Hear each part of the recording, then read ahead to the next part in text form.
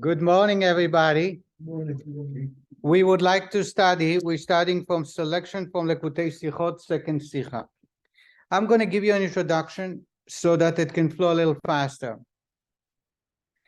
In this week's Torah portion, and actually the section of the day, I just studied it this morning, from the 5th to the 6th Aliyah, we read about Yaakov coming to a town called Shechem, Nablus. And he camped outside of town. Why outside? Some say he came Friday afternoon before Shabbat. Some say he did not want to mix with the townspeople. But he camped outside, and his daughter, Dinah, goes out to meet with the girls of that locale. And Hamor, Shechem ben Hamor, Shechem is the prince, the son of Hamor. Hamor is donkey in Hebrew, by the way, but Hamor is the mayor of that town. He fell in love with her. She's a good-looking girl, so he rapes her and repeats this behavior. The sons of Yaakov come from the field in the afternoon. They discover what had happened. They are extremely angry. Meanwhile, Shechem convinces his father to get Jacob to agree to marry his daughter to him. And they offer all kinds of promises. And the children of Yaakov are the one who negotiate, and they say, we cannot do it unless you get circumcised and the entire town gets circumcised. Then we can do trading, we can help each other and marry each other. We can massacre you. And they agreed to circumcise. On the third day of their circumcision, the two brothers of Dinah, Shimon and Levi, go out and murder every single man. Yaakov is very angry at them. He's afraid. But a miracle happened, and no one goes to retaliate for their behavior, and they move on. Yaakov says to them, leave all the possession. They took a lot of looting. They did a lot of looting. Yaakov said, I don't want anything to do with it, and please leave it here. And they buried it under an oak tree. This is that story that we're going to. The beginning of the story is when Dinah goes out to meet the girls of that town. Girls like to socialize. But Rashi makes a comment. The Rabbi always would stand on a Rashi and explain it. And here we'll see how the Rabbi reverses the meaning of Rashi in such a brilliant way. It's just unbelievable. I've studied this Sikha, this talk many times, and every year I get excited to study it. So I would like to share it with you. I'm going to start reading from the English. Like mother, like daughter. And the verse in this week's portion, Dinah, the daughter of Leah, whom she had borne to Yaakov, went out to observe the daughters of the land. This is the introduction to the whole scene. Rashi comments, the daughter of Leah. Why did Torah describe Dinah, the daughter of Leah, not Dinah? It doesn't say Shimon and Levi, the sons of Leah, or the sons of Yaakov. In addition, she was the daughter of Yaakov too. The Torah calls her the daughter of Leah, and only Leah. Says Rashi. Huh? But first, you don't need to mention the mother. Second, if you mention the mother, mention the father as well. The daughter of Leah and not the daughter of Yaakov. Why? Because she went out. She is called the daughter of Leah, since she, Leah, too, had the habit of going out. As it is said, Leah went out to him. We read in the previous portion where Leah wants to have children, as we'll discover in details. So as soon as Yaakov is on the way, she already had somebody watching the road to see if he's coming. As soon as she saw from far, she didn't wait him to come into the tent. She ran out to him and she says, tonight, you're going to spend the night with me. She wanted to have children, as many as she can. So Dinah had adopted the same habit to be an outgoing, to be extrovert, to be out there and not stay home. This is in contrast to Yaakov. Yaakov was Ishtam, a simple man, Yoshev Ohalim, who resides inside the tent. So you have Leah, who is an outgoing. You have Yaakov, who is inverted. He was always for himself. And Dinah is called the daughter of Yaakov because she followed, the daughter of Leah, because she followed her mother's footsteps, so to say. In certain texts, and the text that I study and we have today, Rashi commentary concludes concerning her They applied the adage like mother, like daughter. In other words, just like the mother is an outgoing person, the daughter was outgoing. And it seems that because of that, all the trouble began. Had she not went out, but stayed home, perhaps no bad outcome. Explanation is required, the Rabbi says. First, there is a general principle that the Torah does not speak disparagingly even of non-kosher animals. When the Torah describes non-kosher animals, they don't say animals that are tamei. Tamei is defiled or non-kosher. The Torah says that is not kosher. The Torah added 11 letters to describe a non-kosher animal in a way that is not disparagingly. It's not in a negative way. And in other words, in Judaism, we learn from the Torah, from God, you got to be careful the way you speak and how you express yourself. Furthermore, Rashi already taught the following: the mention of a righteous man is for a blessing, meaning that when the Torah mentions a righteous man, it relates his praise and surely not his deprecation. Rashi's commentary reflects the straightforward meaning of the Torah's words. Why then did Rashi choose to interpret this interpretation, which appears to speak disparagingly of Leah? Says the Rebbe, I don't understand. The Torah is very careful about not speaking negatively. Here, the Rashi is there to interpret the text. Make sure you understand the text well. Rashi goes out of his way not only to speak about Dinah disparagingly, but also about her mother. In other words, because our mother was in that way, she was that way, and therefore all trouble began but due to their behavior. Who is asking you that? The Torah does not say that. It cannot be said that Rashi intended that this explanation minimized the undesirable dimensions of Dinah's conduct, justifying it, as it were, because her mother going out was not her fault, but resulted from a hereditary trait stemming from her being Leah's daughter. It is clearly inappropriate to speak disparagingly of Leah in order to justify Dinah's conduct. Maybe you can justify that Dinah acted that way. It's not her fault. You know why? It was in her DNA because her mother was behaving that way, so it went out to the daughter. Says the Rebbe, it's not appropriate to speak ill of Leah, even though it helps us justify Dinah's behavior. It's still not the right thing to do. And therefore, says the Rebbe, I don't understand why Rashi chose to speak inappropriately in a negative way about Dinah. And in addition, he's mixing into the bag Leah. Leah wasn't part of the story. If you use it to justify Dinah's behavior, it's still the question, why are you telling us about Leah, something that's not right? Yes. You talk about hereditary trait because she has free will. Right, but some people do have hereditary trait. Like here, Rashi says that goes the adage, like mother, like daughter. But Rabbi, isn't there a difference between going out to Excuse me just a minute. And as we'll see, it is just like that. Some people take after their father, some people take after their mother. Here we see that she took after her mother. Yes. Isn't there a difference between going out to see your husband and going out just to go out? She was 9 or 10 years old. What husband? Oh. Who was 19? Dinah. At this point? Yeah. I thought she was over 13. I don't think so. Why do you think so? He wouldn't rape a little girl? Well, I think either I don't know how mature she was to become pregnant. Dinah was number 7 for Leah.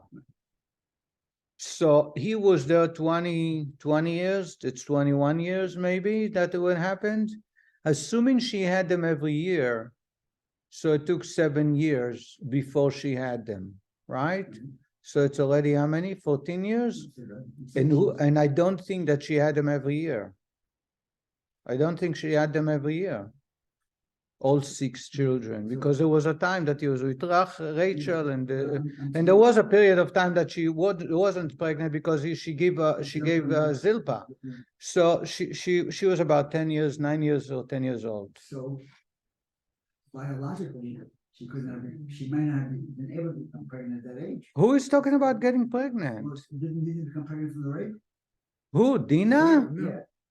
She did get pregnant. Where do you see that she got pregnant? She gave birth to a daughter. Who? What are you talking about? When Shem raped her, I believe she became pregnant and had a child. And that child had already around married Joseph an issue. No, but that child was Shimon married her. She refused to leave the house. And Shimon said, I will marry you. I'm not sure.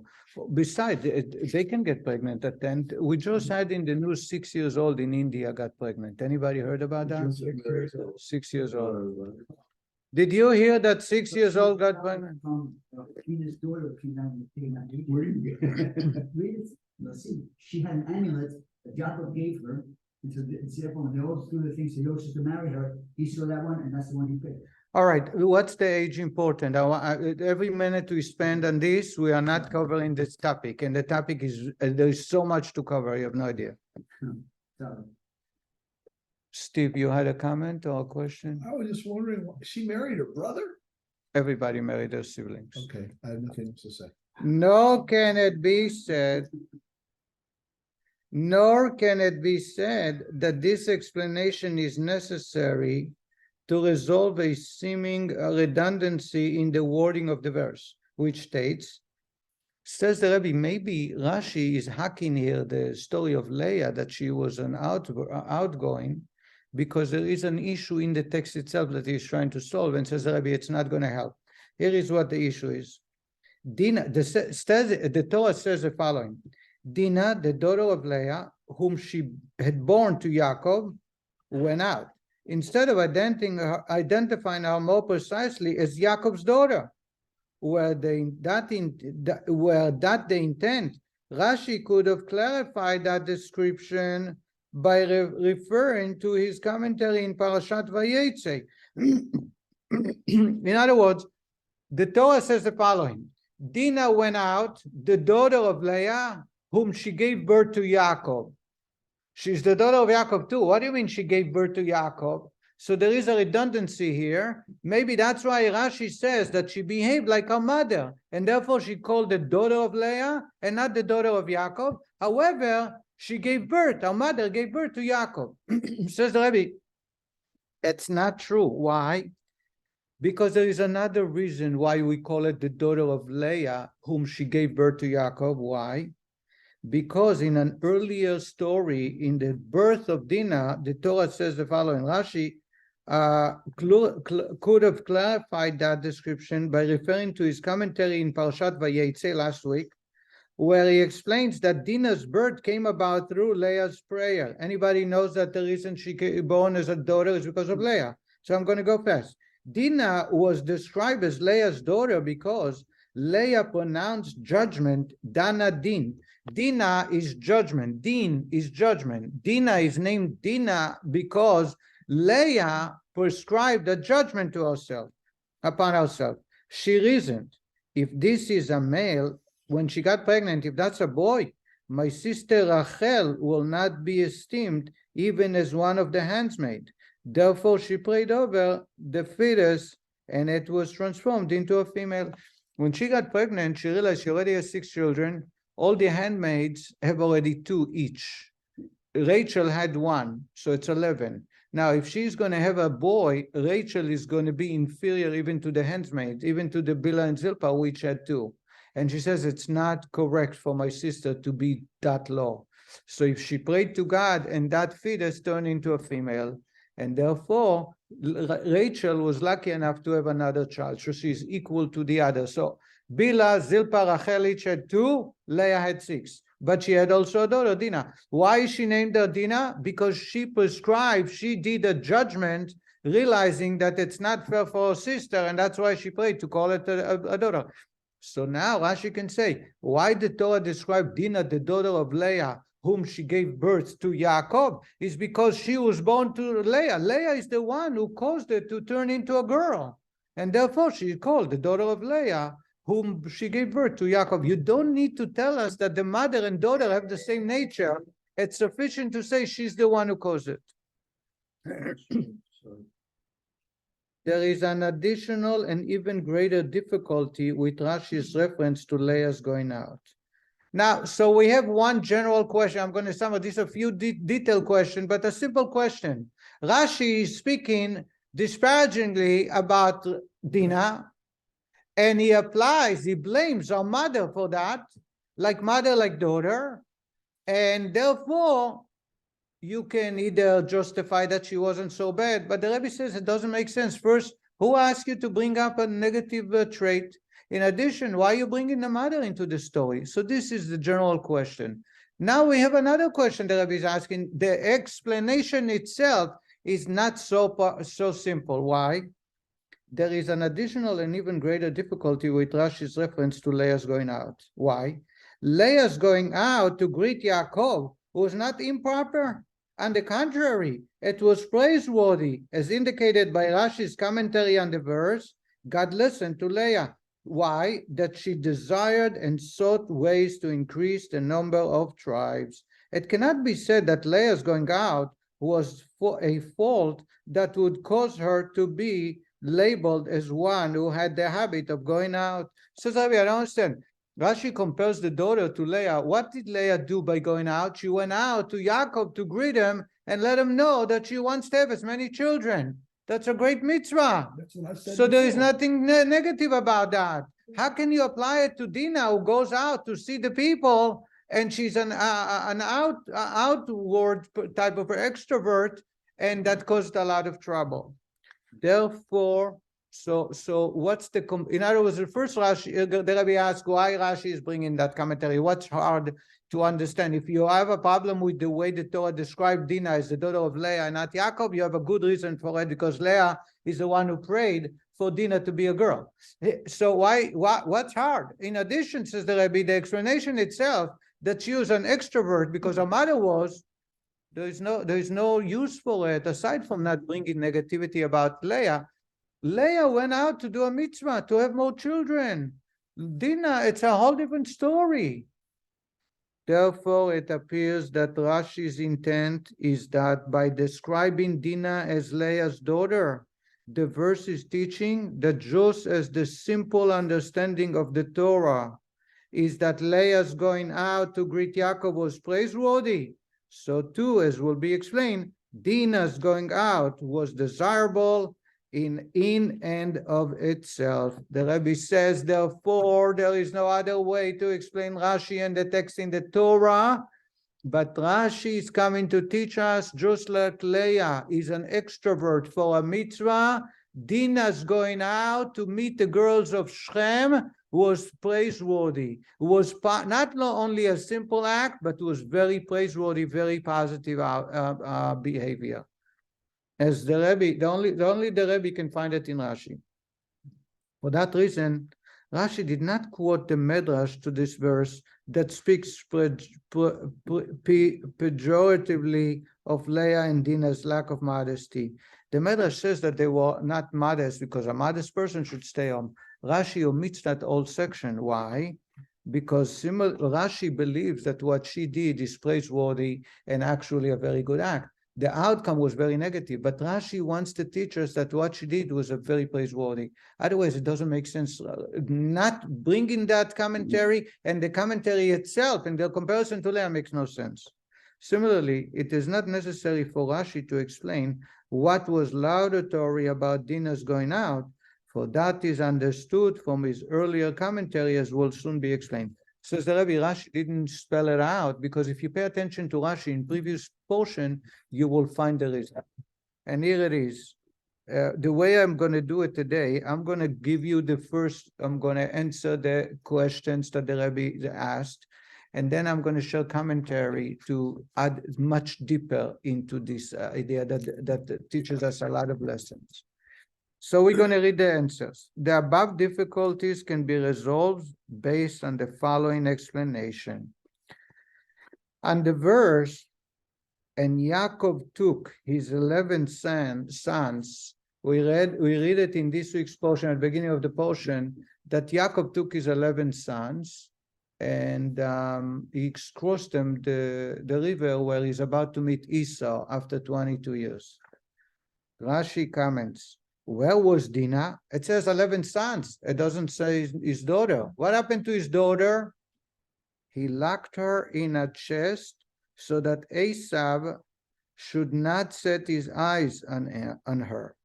Therefore, Jacob was punished for withholding her from his brother. Why? Had Esav married her, perhaps she would motivate him to improve his ways. As a result, she fell into the hands of Shem. This is Rashi. Rashi says at night, he crossed the river, he took his 11 sons, one at a time crossing them. What happened to his number 12, to Dinah? Says Rashi, Dinah wasn't around. She was locked in a box. Just like Sarah was in a box. In those days, they used to put people in boxes. And we locked her in... Huh? Yeah. Literally, not figuratively. Literally. Sarah was in a box and they're crossing the border to Egypt. Here they're crossing the border into Israel. Huh? I remember that. Why did he lock her in a box? Because she was very good looking.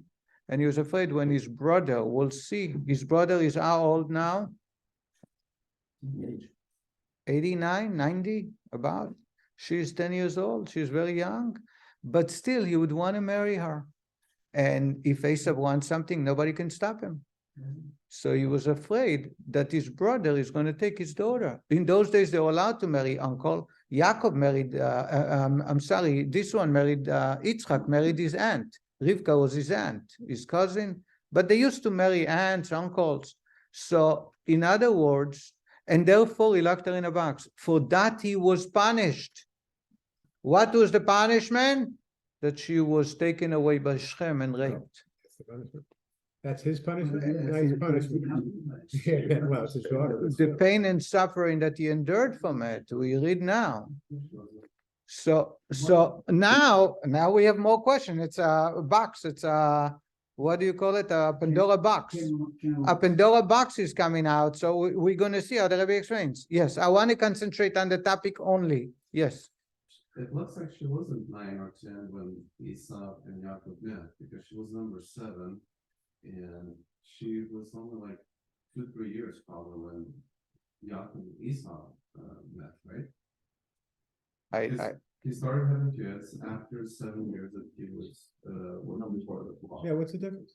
What is the difference? What's the difference? You said that Esau was 96. About It was such a big difference. 90s, 89, 90s. I don't see it. Right. You're still alive. You went back to see Yitzchak. Yitzchak was alive when Yosef was sold as a slave. So how would Yitzchak knew about how would Yitzchak- Shechem. Was there a similar situation with the Rachel? That the Yosef thought burn her, so it shouldn't have designed on us. Right. It was not a letter, it was later. Esau was supposed to marry later. No, I'm saying that when. What would have been good if Dinah married Esau? What would be so good about that? Maybe she would change. I would like to stick, I'm very sorry, very good, very scholarly questions here. But I would like to stick to the top because I never get to finish. And this time I would like to get to the bottom. The Torah tells us that Jacob's cross 11, moved his 11 children, no mention about 11 sons. And it doesn't say about his daughter. She's number 12. Rashi, based on the Talmud, tells us he didn't move her as freely as the other sons because she was in a box. Why was she in a box?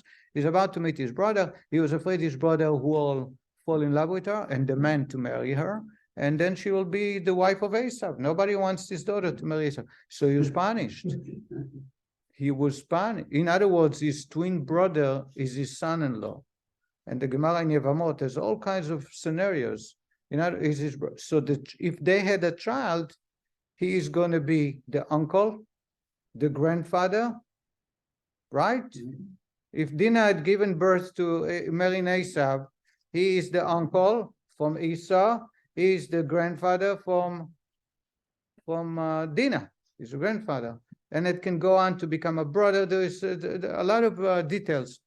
Anyway, he was punished that she was raped by Shem because he prevented her from the potential of marrying Esau. Now the question, an obvious question arises. how could Yaakov possibly subject Dinah to the danger of being married to Esau based on the mere possibility that she would motivate him to improve his ways? How can you say that he was punished for what? For not allowing Dinah to marry her. Perhaps she would be able to change him and make him a tzaddik. After all, it's Esau. Moreover, why was Yaakov punished so severely that Dinah fell into the hands of Shem? Simply because he prevented Esau from seeing her. It is seemingly a very, very harsh punishment for something that to begin with is questionable. How is it possible to punish somebody for caring about his daughter, not to marry Esau? For there is no assurance she will change him. Maybe she'll be able to change him. Therefore, it is logical to conclude, says the Rabbi, in that situation, A, that Dinah's spiritual power was so great that she could motivate even Esau, the wicked, to improve his ways. And B, number one, from that story that he was punished, must be that Dinah was so powerful that she can change even the worst, the most wicked person on the face of the earth and make him a tzaddik. Number two, B, that motivating a wicked person to improve his ways is of such great importance that it would have been justified to subject Dinah to this danger because of the mere possibility that she could motivate Esau to do so. In other words, you put someone in danger, because Esau is a very, very dangerous person, just for the mere possibility that you can change her. It comes to teach us how valuable before God it is to try and convince someone to change their behavior. So important that God is demanding from Yaakov, why didn't you take the chance? So there are 2 points we learn from that story. Number one, Dinah was extremely powerful, and she was so steadfast in her behavior that she would have not been motivated by Esau, but quite the opposite. She would have been able to influence him. And B, just the mere chance of maybe she can change him is so important that Yaakov was punished in a very severe way for not allowing her to take that chance. Yes. If that's the case, if Dinah was raped by Shem, then why were all those people killed? Because Dinah has the potential to change all of these people the same way that she had the potential. Very good point. Very good point. But you see, once you cross the line, it's not business as usual. In other words, our goal is not to socialize with a boy. Our goal is lirot bibnot haaretz, to socialize with the girls of that land, as we'll discover, to try and motivate them to be good people, good girls. Shem raped her. Now, once he raped her and the townspeople did not punish him, because it's one of 7 laws of Noah, then they all deserve to be punished. Once they cross the line, it's not business as usual. Let's continue. Moreover, from the fact that Yaakov was punished for withholding Dinah, it appears that there was no doubt. It was clear that Dinah would have motivated Esau to improve his ways. Rashi states, perhaps she would motivate him to improve his ways, and not she would have motivated him to improve his ways, only because that was the way Yaakov viewed the matter. However, Yaakov could not definitely say that Dinah would motivate Esau to improve his ways, because ultimately the matter would depend on Esau's choice. But says the Rabbi, the only reason that we say perhaps she will motivate Esau is because that's the way Yaakov thought. But in reality, she would have changed Esau. And it's so important to change someone to behave properly that it was punishable in such a severe way for Yaakov putting her in a box. Now we can go back to our discussion. Do you understand the story over there? Let's move on. Based on Rashi's explanation there, it can be said that here too, he is pointing out the positive dimensions of Dinah's going out. Now we can understand, we circle back to our story, when Rashi tells us that she was an extrovert and that she learned it from her mother. It's all about very positive and not negative. Since Dinah had the potential to motivate even Esav the wicked to improve his ways, it is to be understood that when she went out to observe the daughters of the land, she was not going out of the bounds of modesty. On the contrary, she was observing the daughters of the land to motivate them to improve their ways and to act with appropriate modesty. She was going out to the daughters of the land because she was an extrovert, but also she was a very powerful girl, and she knew she can influence them, and that's what she did. And now we can understand that like mother, like daughter, because it came to her from a mother. We'll see it in a moment. This was Rashi's intent in saying, because she went out, she was called the daughter of Leah. Since she, Leah too, had the habit of going out. Dinah derived her virtue, the ability to go out to observe the daughters of the land and motivate them to improve their ways from her mother. Why? For Leah also followed the mode of going out for positive purpose. Now we can understand the comparison. Leah went out to try and have children.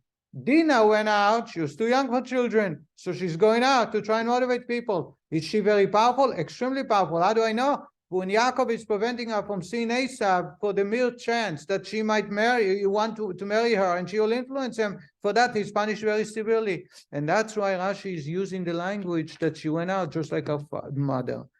Rashi emphasizes this point with the words, the daughter of Leah, and not the daughter of Yaakov.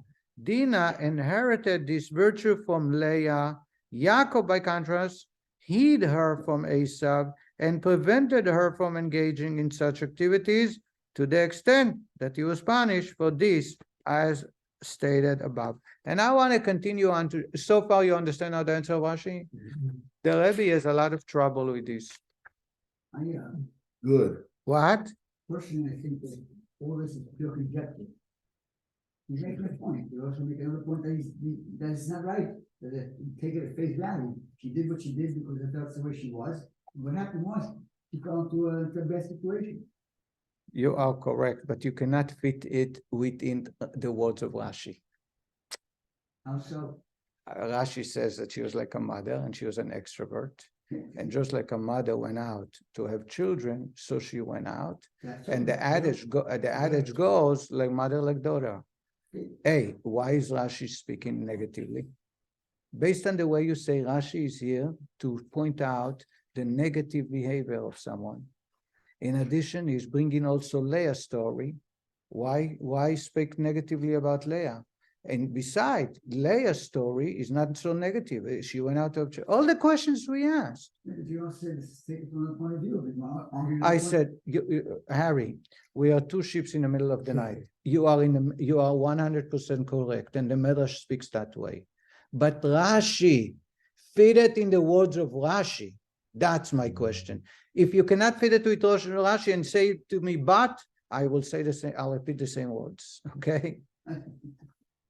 This is Rashi. Rashi, the simplest commentator to a 5 years old, is bringing the story of Leah and compares it to Dinah. Says the Rabbi, hey, why do you need to say that? You speak negatively?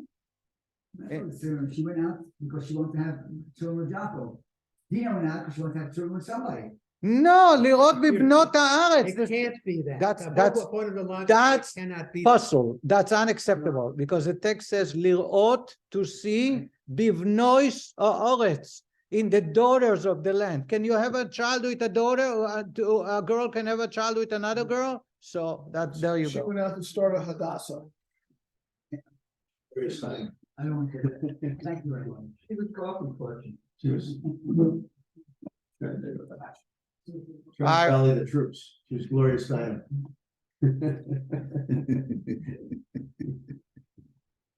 I want to go a little farther in. So we see how the Rebbe takes a Rashi that sounds very negative and makes it a great, great virtue.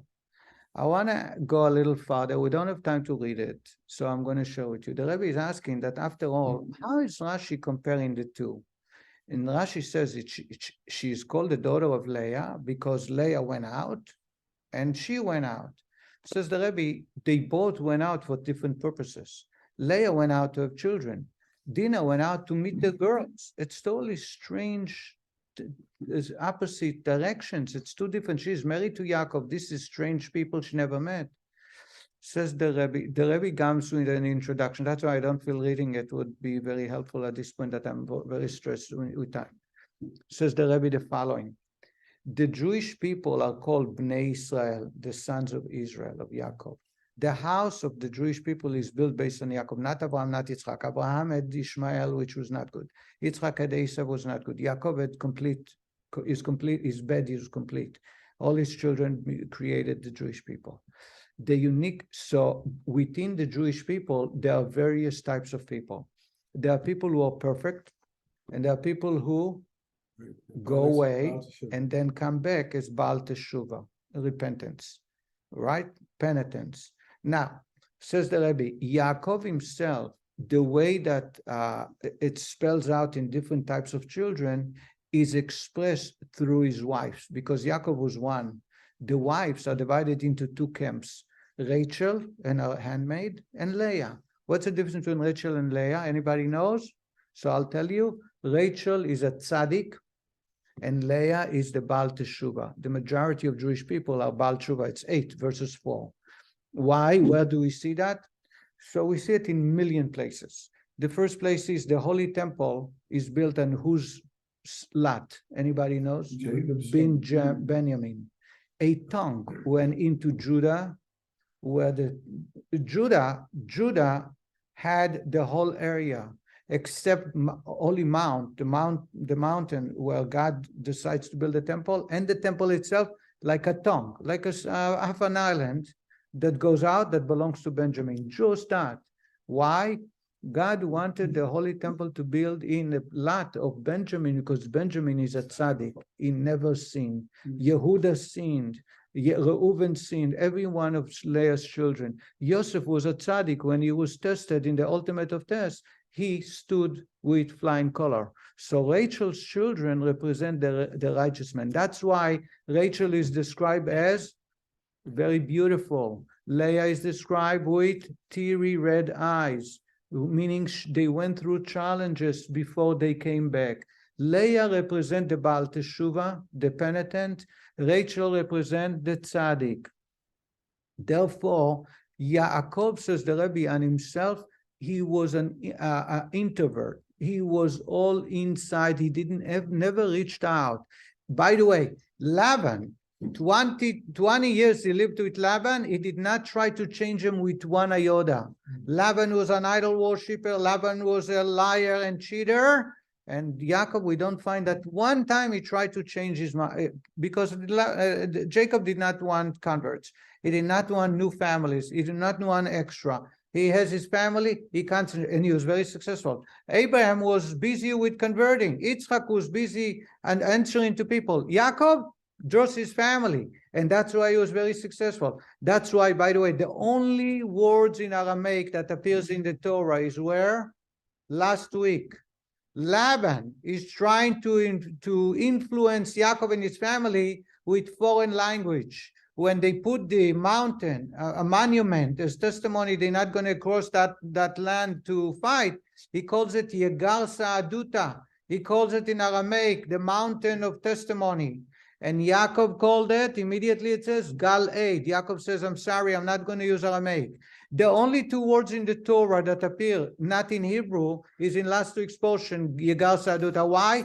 Lavan is trying to influence his grandchildren, the children of Yaakov, to go to college, to cheat over here and over there, because that's how you do business. He tried to influence even the Torah with Aramaic. But Yaakov immediately reverses back and says, no, I call it Gal Eid. I use the word Hebrew, a testimonial monument. It's not in Aramaic. In other words, Yaakov never cared about bringing people. He was an introvert. he did not care to influence his surrounding. Leah, on the other hand, represents the extrovert. She's the one who always go out to try and convince people to change their behavior.